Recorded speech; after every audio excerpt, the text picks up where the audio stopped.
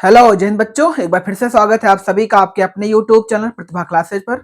आज हम लोग वापस से बात करने वाले हैं चैप्टर नंबर 7 को लेकर के, और ये इसका पार्ट 2 होने वाला है। आशा करते हैं कि जो पार्ट 1 में न्यूमेरिकल कराए गए थे 15 से ज्यादा, वो आपको क्लियर समझ में आए होंगे और वैसे पैटर्न आप सीख चुके होंगे। हम बात करेंगे आज पार्ट 2 में, और इसमें हम कुछ नए पैटर्न के न्यूमेरिकल सॉल्व करने वाले हैं। पहला न्यूमेरिकल आप स्क्रीन पर देख पा रहे होंगे। पहला कह रहा है भैया, एक प्रोटॉन है 8 ईवी गतिज ऊर्जा से एक समान चुंबकीय क्षेत्र में क्षेत्र के लंबवत गति कर रहा है, और दूसरा पार्टिकल ड्यूट्रॉन है। ड्यूट्रॉन की गतिज ऊर्जा ज्ञात कीजिए जबकि वह उसी चुंबकीय क्षेत्र में उसी पथ पर गति कर रहा है। हालांकि इसके साथ में कुछ संकेत भी दे रखा है, आप देख पा रहे होंगे।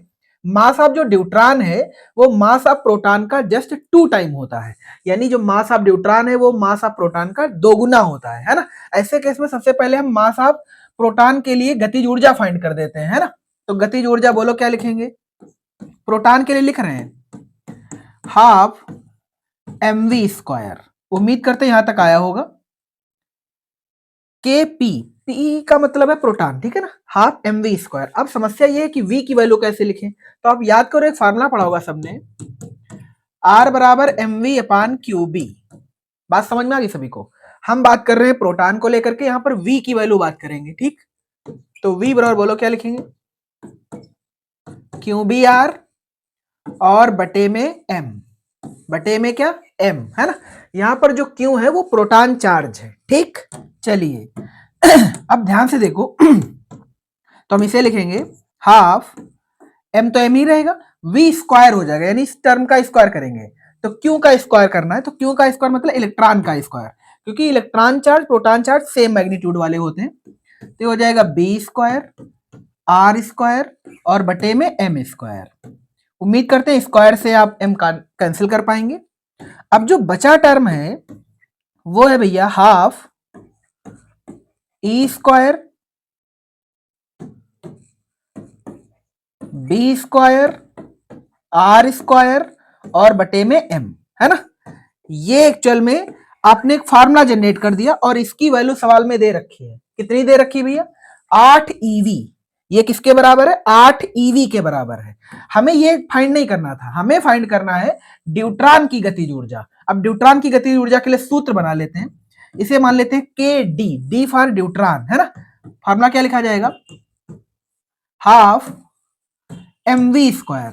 वापस इस v को हम खोलेंगे यहां से, चूंकि देखो प्रोटॉन का जो चार्ज होता है वो ड्यूट्रॉन के चार्ज के बराबर होता है, बट जो मास है वो आधा होता है ड्यूट्रॉन के मास का, ठीक है ना। या कह ले मास ऑफ ड्यूट्रॉन प्रोटॉन के मास का 2 गुना होता है।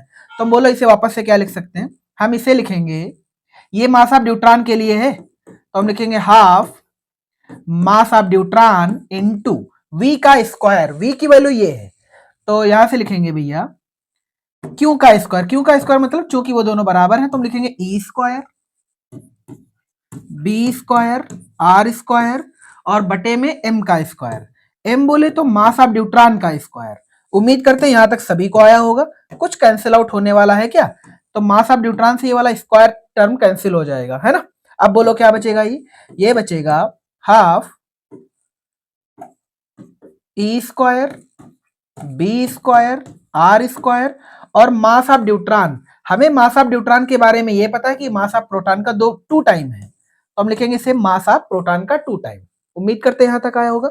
अब थोड़ा सा दिमाग लगाओ तो आप पाएंगे कि हाफ e² b² r², इसकी जो एक्चुअल वैल्यू है वो सवाल में दे रखी 8 ईवी के बराबर है। किसके बराबर है, 8 ईवी के। अगर इन दोनों समीकरणों को आप कंपेयर करके नजर डालें तो हाफ e² b² r² ये सब कॉमन मिलेगा, और यहाँ की जगह पर मास ऑफ प्रोटॉन, ये एक्चुअल में मास ऑफ प्रोटॉन ही है ना। तो आप बताओ क्या इस पूरे टर्म की जगह पर हम 8 ईवी लिख सकते हैं। मतलब अगर हम काइनेटिक एनर्जी ड्यूट्रॉन की लिखें तो हाफ लिखा जाएगा, और यहां पे लिखा जाएगा के पी, के प्रोटॉन मतलब प्रोटॉन की काइनेटिक एनर्जी। अब बोलो प्रोटॉन की काइनेटिक एनर्जी सवाल में कितनी दे रखी है, प्रोटॉन की भैया दे रखी है 8 ईवी। कितनी दे रखी है, 8 ईवी। तो भैया क्या ड्यूट्रॉन की जो एनर्जी आएगी वो आ जाएगी 4 ईवी। उम्मीद करते हैं सभी बच्चे को आया होगा, किसी को कोई दिक्कत नहीं हुई होगी इस सवाल में। और ये 2014 का सवाल भी है और आंसर 4 EV आ रहा है। ठीक, चलिए बात कर लेते हैं अगले सवाल की। अगला सवाल कह रहा है 2023 और 2013, मतलब पहले ये 2013 में पूछा गया और वापस से 2023 यानी 10 साल बाद वापस एंट्री आई इसकी, है ना। एक प्रोटॉन है और एक अल्फा पार्टिकल है। एक पार्टिकल प्रोटॉन है, दूसरा पार्टिकल अल्फा है। अगर तुम इनके चार्ज और मास के बारे में जानते हो तो तुम याद करो, इसका चार्ज होता है Q, तो इसका होगा भैया 2Q। इसका अगर हम मास ऑफ प्रोटॉन ये मान लें MP, तो भैया ये होगा 4MP। उम्मीद करते हैं ये डेटा आपको आता होगा और ये पहले से आना भी चाहिए रेशियो लिखने के लिए। कह रहा है एक प्रोटॉन तथा एक अल्फा कण समान गतिज ऊर्जा से समान चुंबकीय क्षेत्र की दिशा के लंबवत प्रवेश करते हैं। उनके वृत्तीय पथों की त्रिज्याओं की निष्पत्ति ज्ञात कीजिए, है ना। तो ऐसे में करना क्या है वो भी सुन लीजिए आप एक बार। फार्मूला होता है भैया mv/qb। तुम ध्यान से देखो तो चुंबकीय क्षेत्र कांस्टेंट है, तो ये चीज तो वेरिएबल है ही नहीं।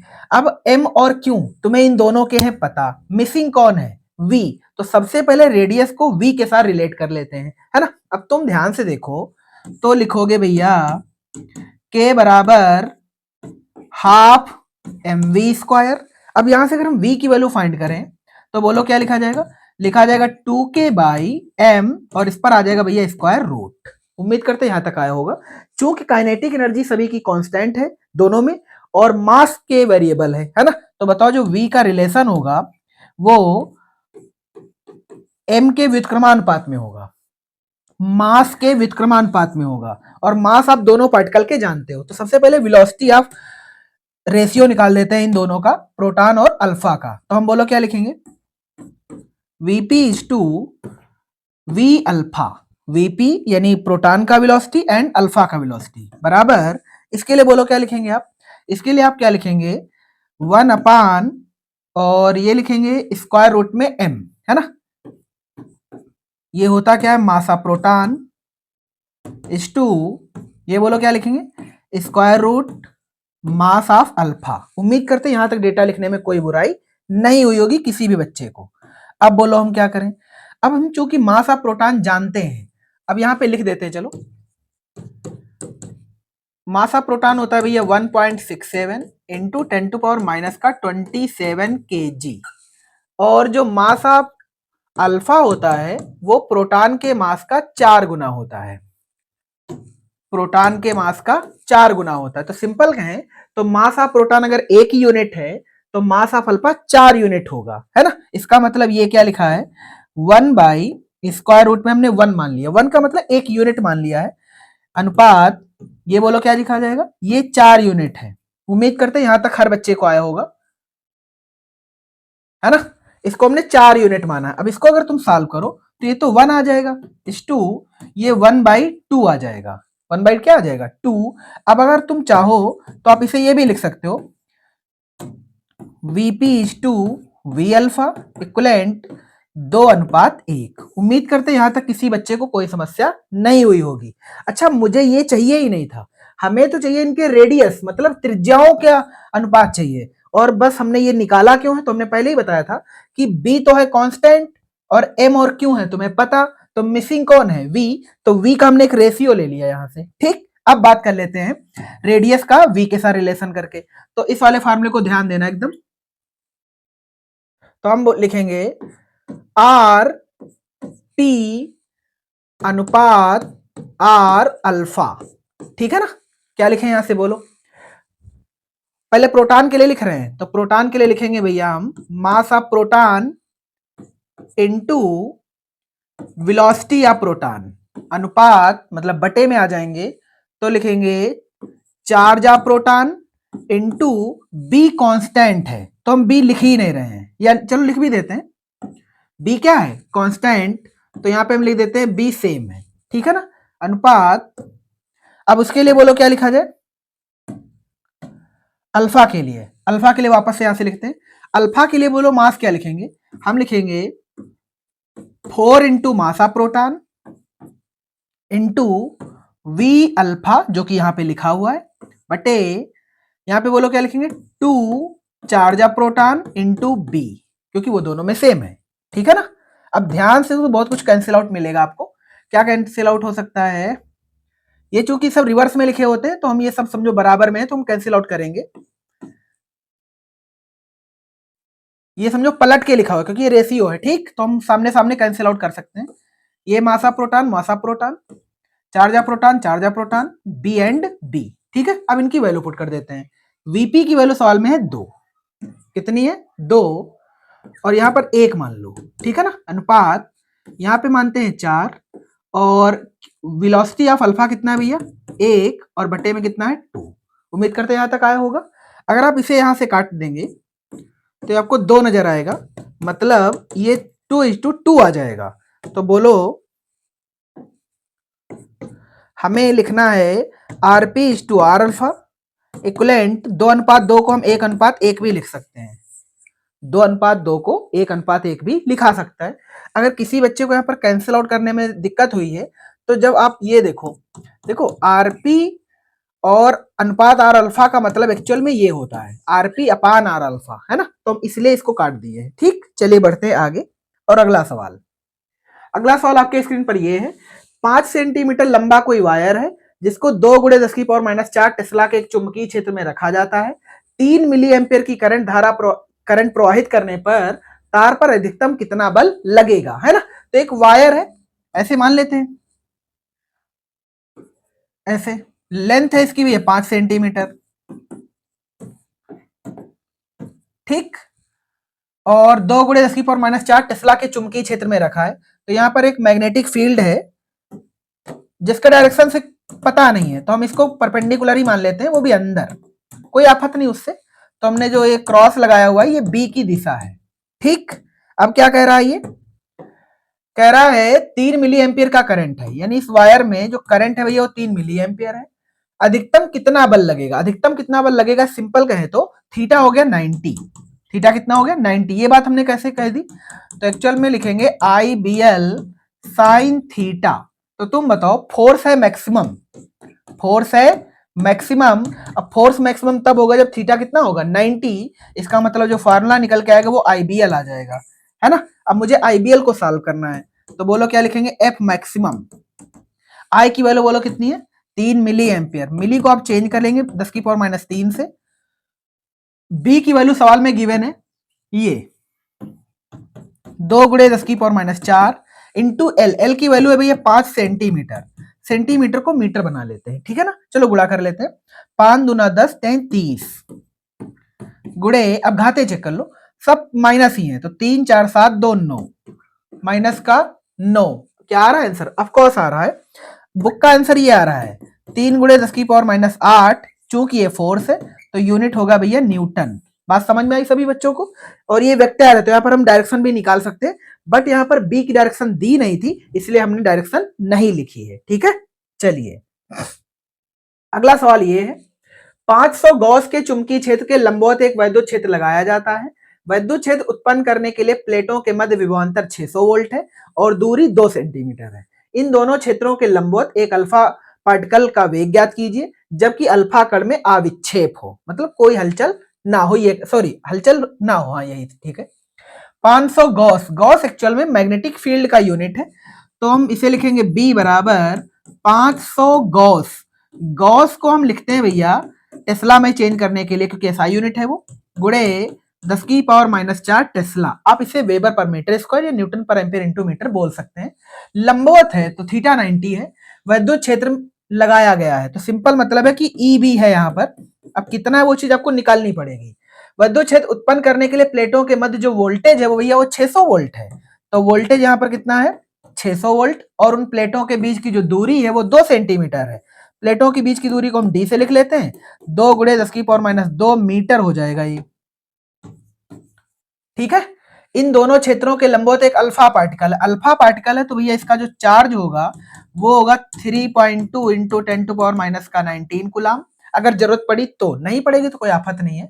का वेग ज्ञात कीजिए, वेग ज्ञात करना है तो V अल्फा ये फाइंड करना है आपको। तो सबसे पहले देखो ध्यान से, जब भी किसी भी न्यूमेरिकल में या जब भी किसी स्थान पर दोनों फील्ड उपस्थित हों तो V लिखने का बहुत सिंपल फार्मूला होता है कि जो लॉरेंज बल होगा वो इलेक्ट्रिक फोर्स के इक्विवेलेंट होता है। जैसे तुम्हें याद होगा लॉरेंज बल को हम लिखते हैं QVB। क्या लिखते हैं? QVB।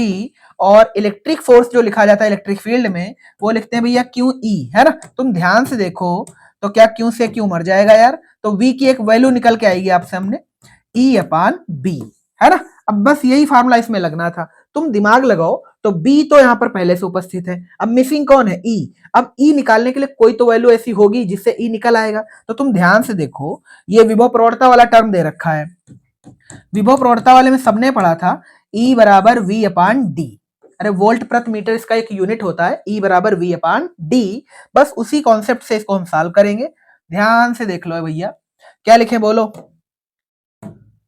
हमें V बराबर E/B लिखना है, तो हमने फार्मूला अप्लाई किया V बराबर E/B। अब सवाल में E है मिसिंग, E की जगह पर हम V/D का इस्तेमाल करेंगे क्योंकि वैल्यू भी गिवन है ना। तो हम बोलो यहाँ पे क्या लिखेंगे, V/D और B इसमें पहले से है, मतलब अगर हम इस वैल्यू का कैलकुलेशन कर लें तो हमें अल्फा पार्टिकल का वेग निकल के आ जाएगा। ध्यान रखना ये वेलोसिटी है और ये वोल्टेज है, ठीक है ना, कैंसिल आउट मत कर देना। तो हमने लिखा वेलोसिटी इक्विवेलेंट वोल्टेज बटे BD। वोल्टेज की वैल्यू अभी है 600 वोल्ट। वोल्टेज कितना है? 600। बी की वैल्यू सवाल में 500 गुणे 10 की पावर माइनस 4, 500 गुणे 10 की power minus 4 into D. D की वैल्यू भैया ये 2 इंटू 10 टू पावर माइनस 2। उम्मीद करते हैं यहां तक सभी को नजर आ रहा होगा। चलिए कुछ कैंसिल कर लेते हैं, जीरो से ये वाले 2 जीरो कैंसिल, ये कटेगा तो ये 3 आ जाएगा, है ना। अगर हम इसको यहां से काट दें तो 0.6 आ जाएगा। तो आंसर बोलो कितना है? 0.6 इंटू ये माइनस का 6 हो गया, गुणा करने पर घाते जुड़ती हैं, तो माइनस का 6 हो गया, नीचे -6 है, ऊपर जाएगा +6, तो 10 की पावर 6। ये आपका आंसर है, मीटर बटे सेकेंड। ये वेलोसिटी ऑफ अल्फा है। बात समझ में आ गई ना। आंसर चेक कर लेते हैं। आंसर जो हमने निकाला उससे थोड़ा सा डिफरेंट है, डिफरेंट सिर्फ घातों से है। आप इसी आंसर को जो बुक में आ रहा है उसको भी लिख सकते हैं, 6 गुणे 10 की पावर 5 मीटर पर सेकेंड। उम्मीद करते हैं आप सभी को यह भी आया होगा। चलिए बात कर लेते हैं अगले सवाल की। अगला सवाल कह रहा है दो लंबे सीधे वायर हैं, परस्पर 75 सेंटीमीटर दूरी पर हैं, इनमें 5 एम्पियर की धारा समान दिशा में प्रवाहित होती है। तो सबसे पहले वायर ही बना लेते हैं।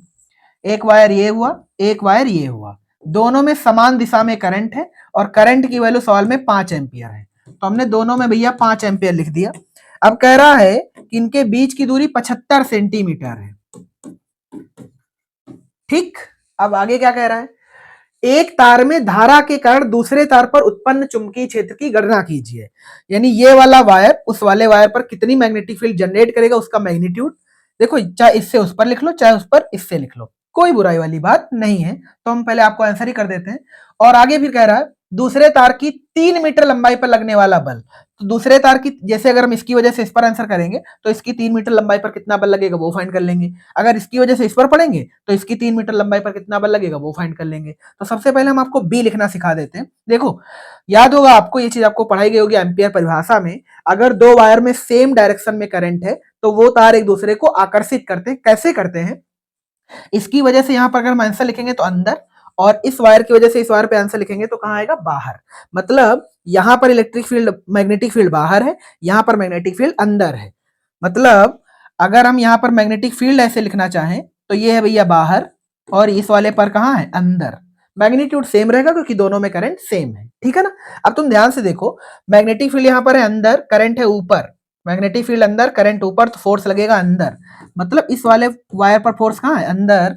अब ध्यान से देखो तो यहां पर मैग्नेटिक फील्ड है बाहर, तो हमने फिंगर्स रखी बाहर और करंट की दिशा में अंगूठा रखते हैं, तो करंट हो गई ऊपर, तो क्या फोर्स मेरी तरफ ऐसे। इसका मतलब इस वाले पर फोर्स ऐसे, इसका मतलब यहां पर आकर्षण हो रहा है। क्या हो रहा है? आकर्षण।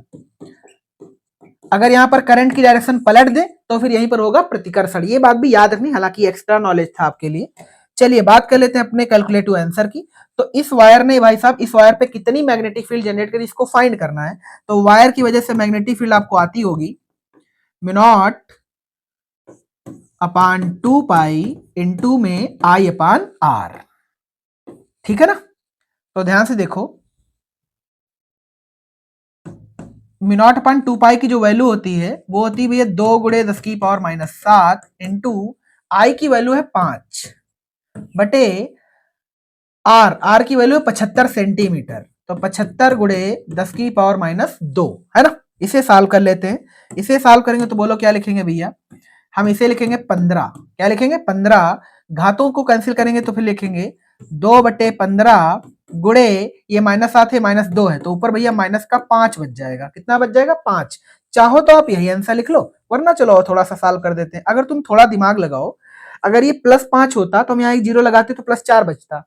अब यहाँ -5 अगर हम यहाँ 0 लगा ले तो फिर ये माइनस का 6 हो जाएगा। मतलब हम इस चीज को ये लिख सकते हैं 20/15 गुणे में 10 की पावर -6। अब इसे कैलकुलेट कर लो, तो 5 चौके 20, 5 3 15, तो बोलो आंसर कितना आ गया 4/3 गुणे 10 की पावर -6। हम लोग निकाल क्या रहे हैं, बी का यूनिट होता है भैया टेस्ला।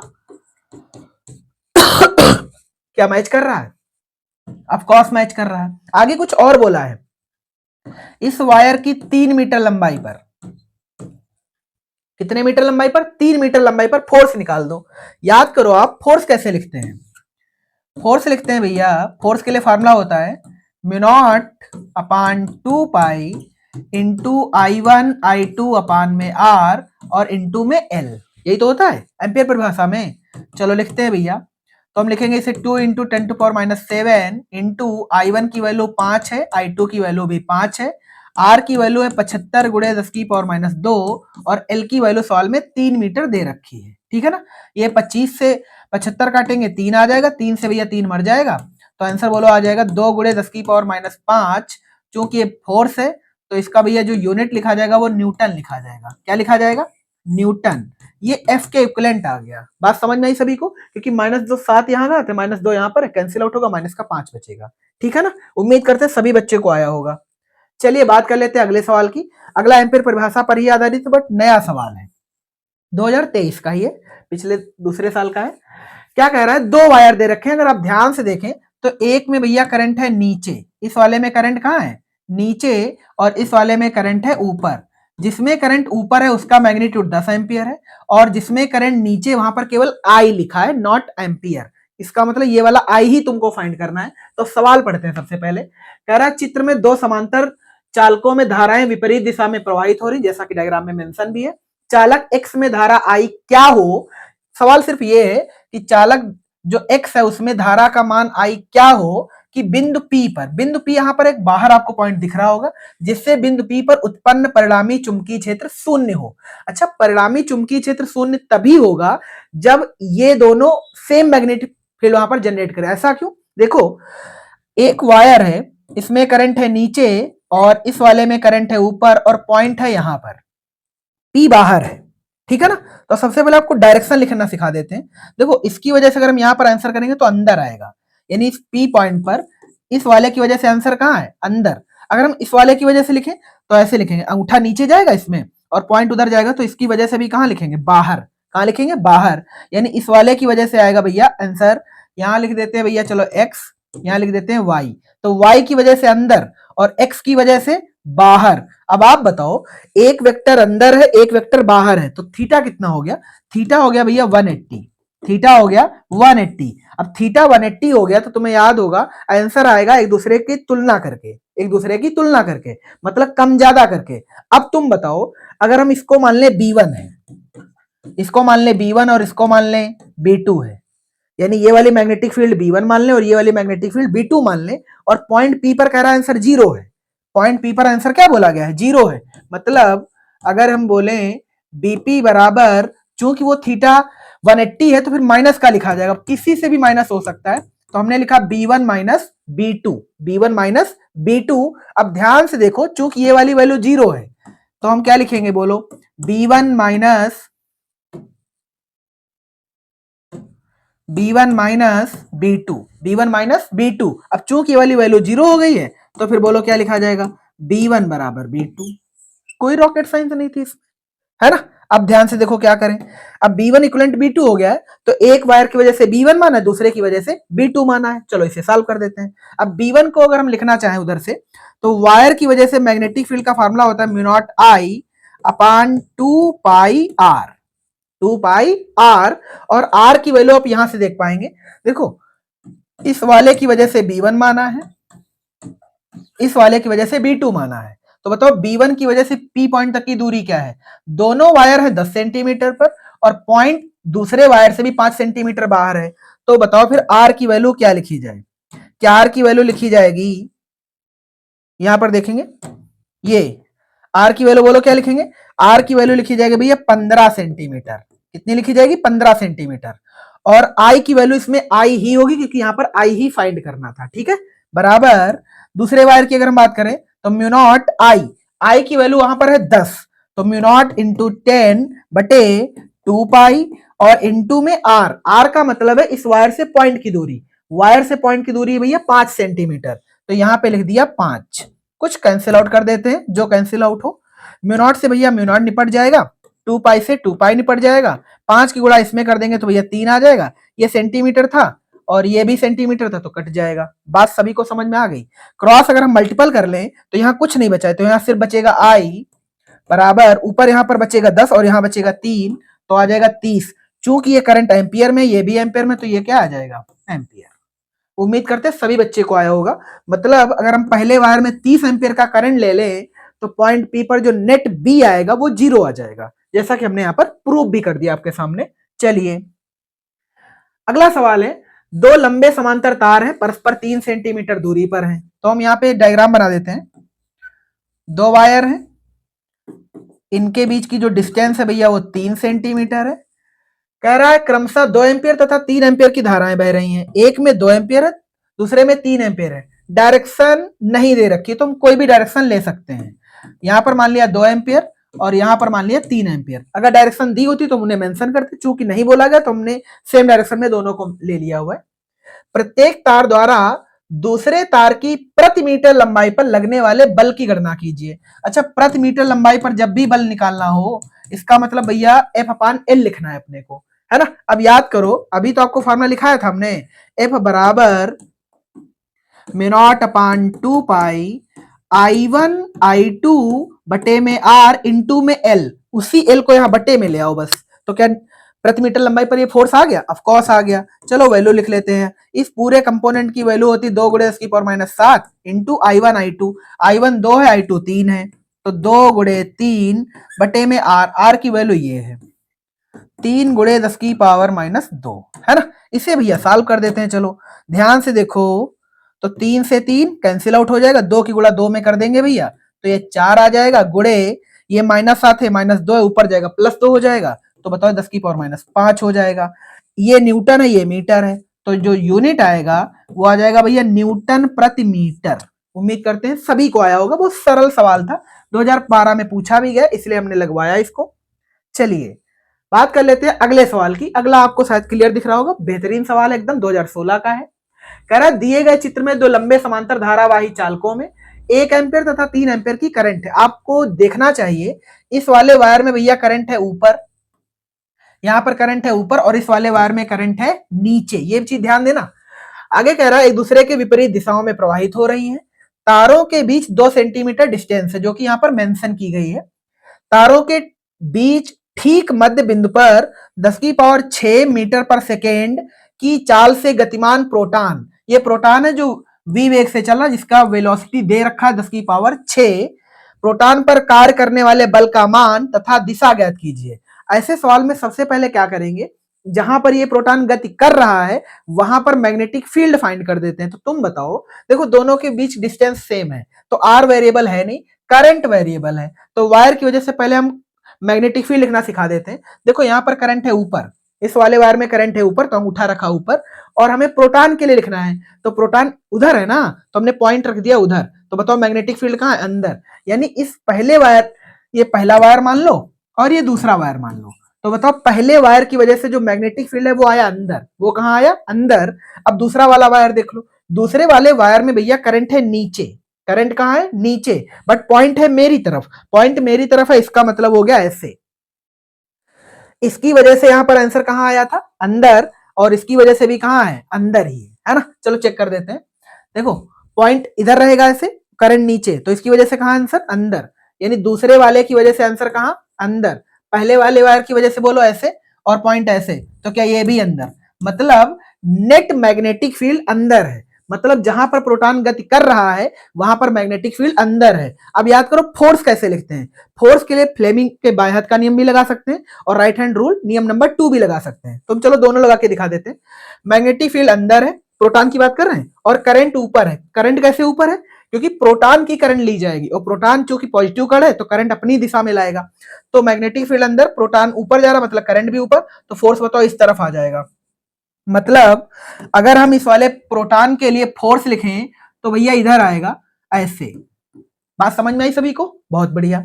चलो हम क्यों ना फ्लेमिंग के बाएं हाथ का भी नियम लगा देते हैं। याद होगा आपको, ये वाले अंगूठा एफ शो करता है, ये बी है और ये आई है। तो बी को बोलो कहां रखेंगे? अंदर। बी को कहां रखेंगे? अंदर। और करंट बोलो कहां है? ऊपर। तो बी हो गया अंदर, करंट हो गया ऊपर, तो बोलो फोर्स हो गया ऐसे। फोर्स हो गया इस पहले वाले वायर की तरफ। क्या अभी भी है? कोई दिक्कत वाली बात नहीं है। तो फोर्स का हमने डायरेक्शन तो निकाल दिया।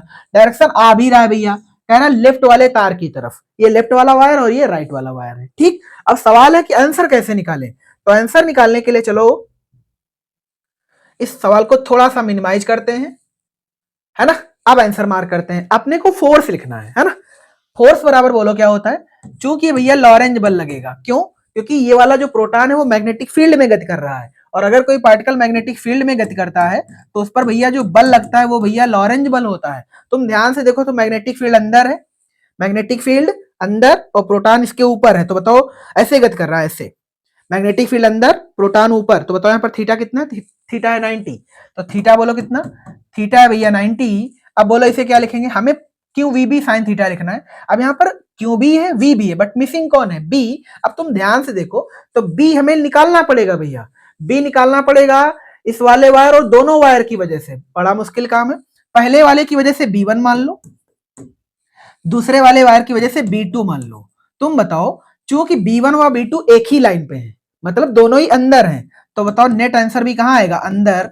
तो मतलब अगर हम प्रोटॉन के लिए आंसर लिखें बी बराबर, तो आएगा भैया बी1 प्लस बी2। और बी1 प्लस बी2 को सॉल्व करें अगर, तो दोनों में भैया एक चीज कॉमन है। क्या कॉमन है?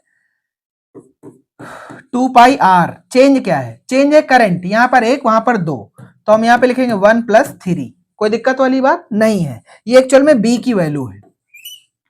ये किसकी वैल्यू है? बी की। तो चाहो तो सीधा यहां ले आओ, वरना कोई दिक्कत नहीं, अब इसे सॉल्व भी कर सकते हो इधर। तो चलो पहले निपटा लेते हैं। हम बोलो इस कंपोनेंट का आंसर क्या लिखते हैं? ये बात आप पीछे याद कर चुके होंगे अब तक। म्यू नॉट अपान 2 पाई का भैया जो उत्तर लिखते हैं वो 2 गुणे 10 की पावर माइनस 7 लिखते हैं। तो बी बराबर लिखेंगे 2 गुणे 10 की पावर माइनस 7 बटे में आर। आर की वैल्यू मतलब इन दोनों के बीच की दूरी। तो 2 गुणे 10 की पावर माइनस 2 और 3 1 4, तो गुणे में भैया 4, है ना। अब बोलो क्या करें? कुछ कैंसिल आउट होगा? ऑफ कोर्स होगा। 2 से 2 निपट जाएगा। 4 गुणे 10 की पावर माइनस 5 टेस्ला। ये भैया आ गया मैग्नेटिक फील्ड। ये क्या आ गया? Magnetic field. इसे उठाओ और यहां ले आओ। अब बोलो चार्ज कितना है? चार्ज भैया प्रोटॉन का इलेक्ट्रॉन के बराबर होता है, तो माइनस 19 लिखा। वेलोसिटी ऑफ पार्टिकल दे रखा है 10 की power 6, and be also they रखा है 4 गुणे 10 की पावर माइनस 5, जो कि हमने अभी अभी सॉल्व किया है। चलो एक बार आंसर कर लेते हैं यार। कुछ गड़बड़ करा हमने?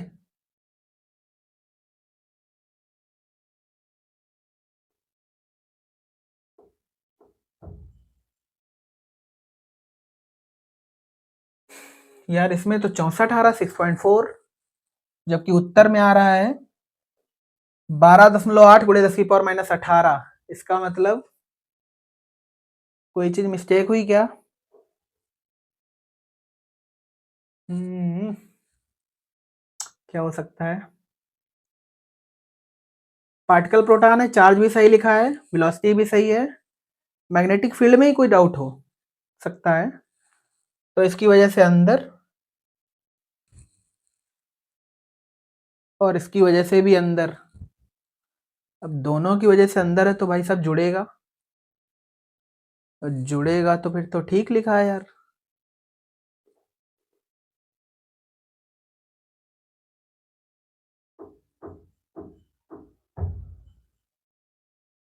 मुझे लगता है यहाँ पर एक चीज और हम गलत कर रहे हैं। गलत कुछ नहीं है, हम उससे भी निकाल करके देख लेते हैं। अगर उससे आंसर आता है तो फिर वही चीज बताते हैं आपको। ध्यान से देखना। देखो ये समांतर तार है। समांतर तार में बी लिखने का एक तरीका और हो सकता है, वो है ये म्यू नॉट अपान 2 पाई I1 I2 अपान R, है ना। तो ध्यान से देखो, तो इस वाले टर्म का जो आंसर होता है वो होता है 2 गुणे 10 की पावर माइनस 7 इंटू 1 गुणा 3, ये 1 है ये 3 है, तो 3 बटे में R की वैल्यू है 2 गुणे 10 की पावर माइनस 2। अगर हम इसे सॉल्व करने जाएं तो 2 से 2 मर जाएगा, ये 3 बचेगा, है ना। कितना बचेगा? 3 गुणे 10 की पावर माइनस 5। तब तो यार और उत्तर नहीं आएगा, इसका मतलब हमने सही करा था यार, करंट के मैग्नीट्यूड भी सही लिखे हैं।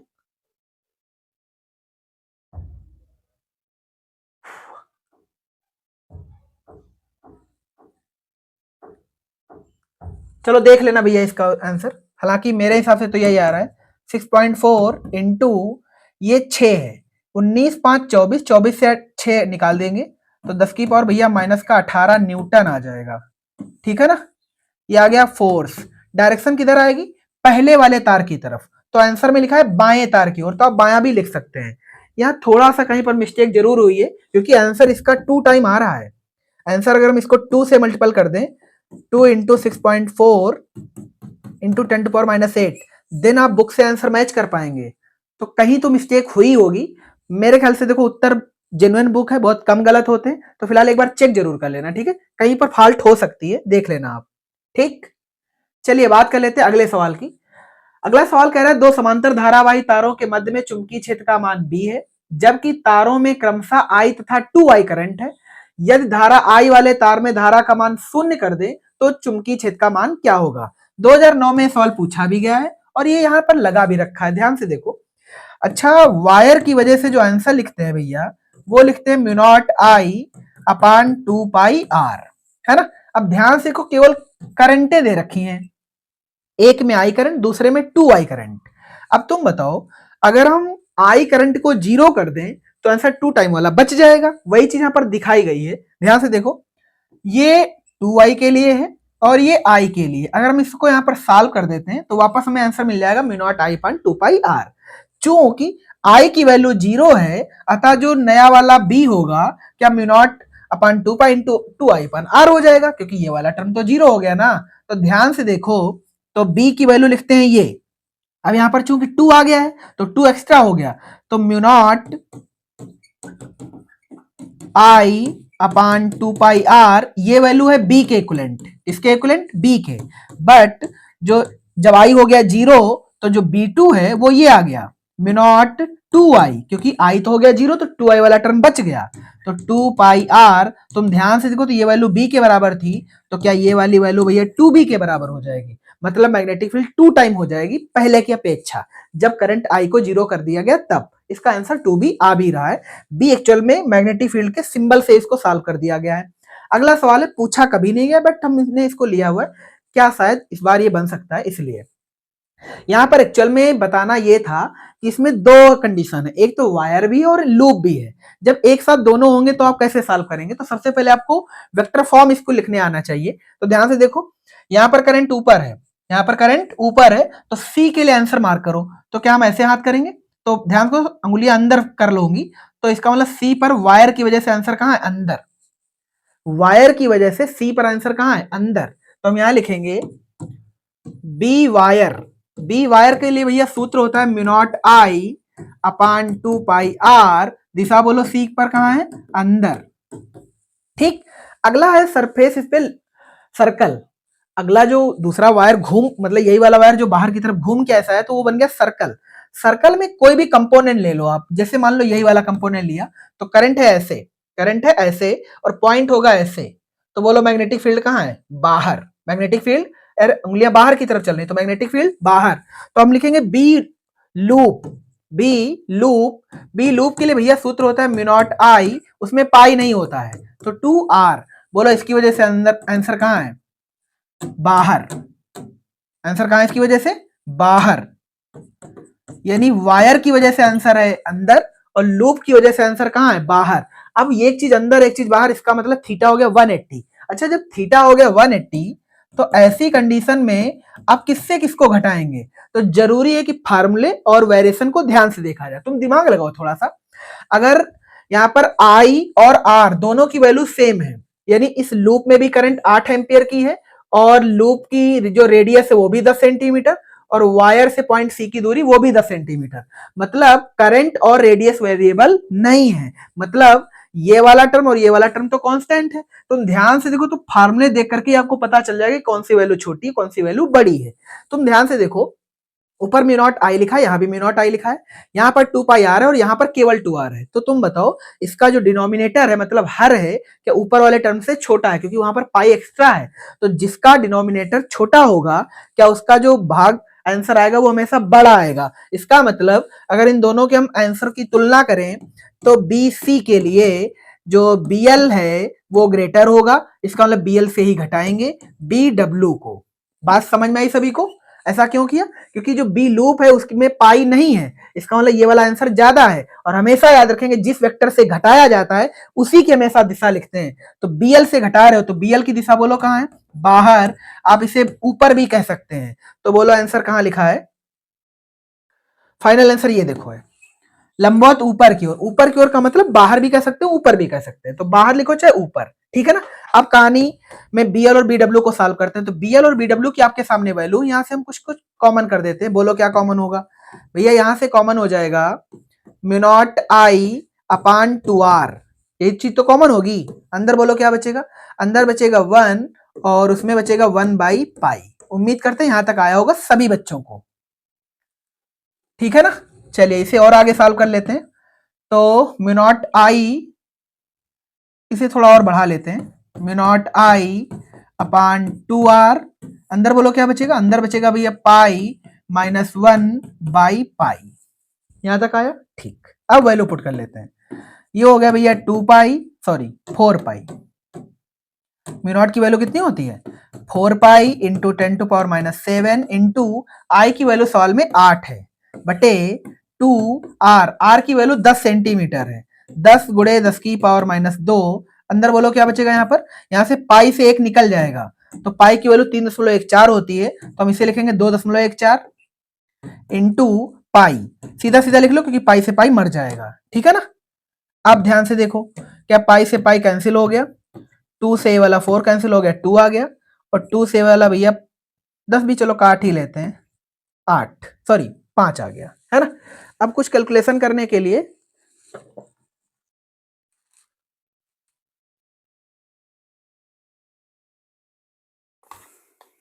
ये बोलो क्या बचेगा? हम इसकी और इसकी गुणा करने वाले हैं, तो 2.14 गुणे 8, ये आ जाएगा भैया 17.12। 17.12 और बटे में भैया जो न्यूमेरिक वैल्यू है वो 5 है। घाते चेक कर लेते हैं, ये -7 है, -2 है, तो माइनस का 5 बचेगा, माइनस का 5। आप सभी जानते हैं 5 से भाग करने का मतलब ऊपर वाले नंबर को दोगुना कर दो, है ना। ध्यान को तो ये आ भी रहा है दोगुना, तो एक बार हम चेक कर देते हैं भैया। 17.12 भागित 5, आंसर आएगा भैया 3.424, ठीक है ना। 5 से भाग करने का रूल आपने जब पढ़ा होगा, ऊपर वाले नंबर को दोगुना किया जाता है, ठीक।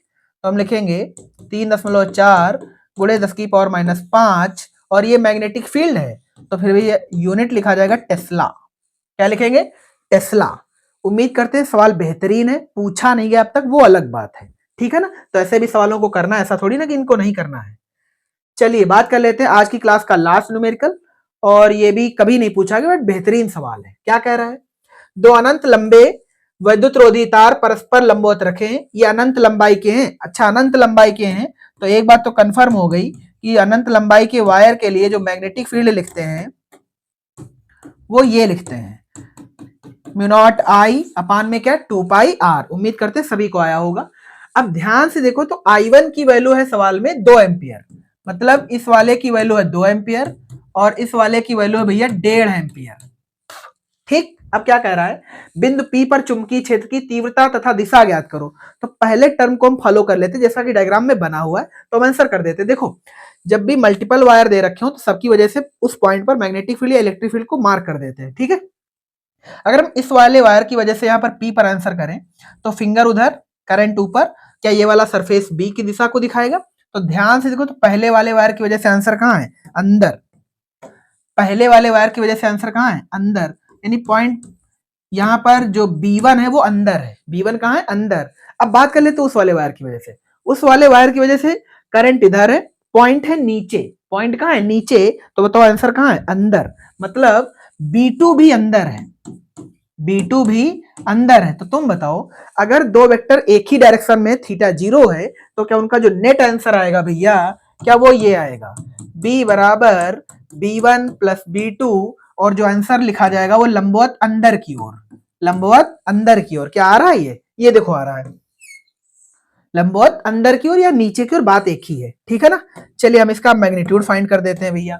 मैग्नीट्यूड बोलो क्या लिखेंगे, क्या मैग्नीट्यूड लिखा जाएगा, चूंकि करंटें अलग हैं, दूरियां भी अलग हैं, तो सब यहाँ से कॉमन क्या मिलेगा, कॉमन मिलेगा म्यू नॉट अपॉन 2 पाई, तो यहाँ से दोनों से कॉमन कर लेते हैं, म्यू नॉट अपॉन 2 पाई, अंदर बचेगा भैया I1 बटे R1 प्लस I2 बटे R2। उम्मीद करते हैं यहाँ तक सभी को आया होगा, है ना। अब ध्यान से देखो तो इतने की वैल्यू है 2 गुणे 10 की पावर माइनस 7, अंदर बोलो क्या बचेगा I1 बटे R1, I1 की वैल्यू है सवाल में 2, R1 की वैल्यू है पहले वायर से दूरी 4 सेंटीमीटर, 4 सेंटीमीटर बोले तो 4 गुणे 10 की पावर माइनस 2 प्लस I2 की वैल्यू भैया 1.5 और दूरी है भैया 3 सेंटीमीटर, 3 गुणे 10 की पावर माइनस 2। यहां तक आया ठीक। अब ध्यान से देखो तो ये वाला टर्म ही तो बाहर हो जाएगा, तो हम क्रॉस मल्टीपल लगा देते हैं, 2 गुणे 10 की पावर माइनस 7, हम यहां से माइनस 2 को कॉमन कर लेते हैं, ठीक। अंदर बोलो क्या बचेगा 2/4, 2/4 को हम सॉल्व करेंगे सीधा सीधा तो आ जाएगा भैया 0.5 प्लस और 0.5, ठीक है ना। तो ये 1 आ गया, ये कितना आ गया 1, तो हम इसे को सॉल्व करें 2 गुणे 10 की पावर माइनस 5 आ जाएगा, ये रहा आपका आंसर 2 गुणे 10 की पावर माइनस 5 टेस्ला। डायरेक्शन कहां अंदर की ओर। अब कहानी में ट्विस्ट है, थोड़ा सा ट्विस्ट क्या है भैया वो देख लो। कहानी में ट्विस्ट ये है, कह रहा है कि यदि एक तार में धारा की दिशा पलट दो वायर है तो किसी एक की दिशा पलट देते हैं, तो चलो हम इसी वायर की पलट लेते हैं। यहां पर जो करंट है वो ऊपर है, इस बार चलो हम नीचे मान लेते हैं, करंट कहां मान ले नीचे, करंट मान लो ऐसे है, कहना ना कि धारा की दिशा पलट दी जाती है, तो पलट लिया हमने। अब जब दिशा हमने पलट लिया तो यहां पर जो मैग्नेटिक फील्ड है वो अलग तरीके से लिखी जाएगी। अब अरे यार